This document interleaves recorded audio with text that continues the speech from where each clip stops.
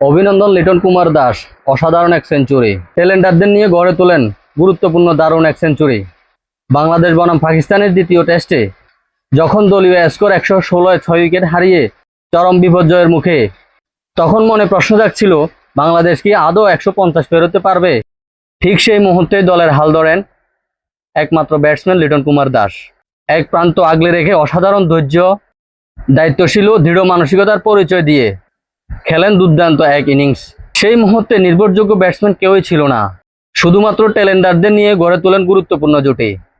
তার মধ্যে তাইজুল, তাসকিন, শরীফুল তিনজনই তাকে খুব ভালোভাবে সঙ্গ দেন, আর তাতে তিনি তুলে নেন দারুণ এক সেঞ্চুরি, যা তার ক্যারিয়ারের নবমতম।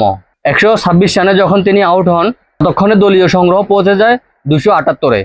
বিপর্যয়ের মুখে দলকে টেনে তোলেন তিনি, এনে দেন একটি লড়াকু ও সম্মানজনক স্কোর, যা নিঃসন্দেহে বোলারদের জন্য ম্যাচে ফেরার সুযোগ তৈরি করে দেবে।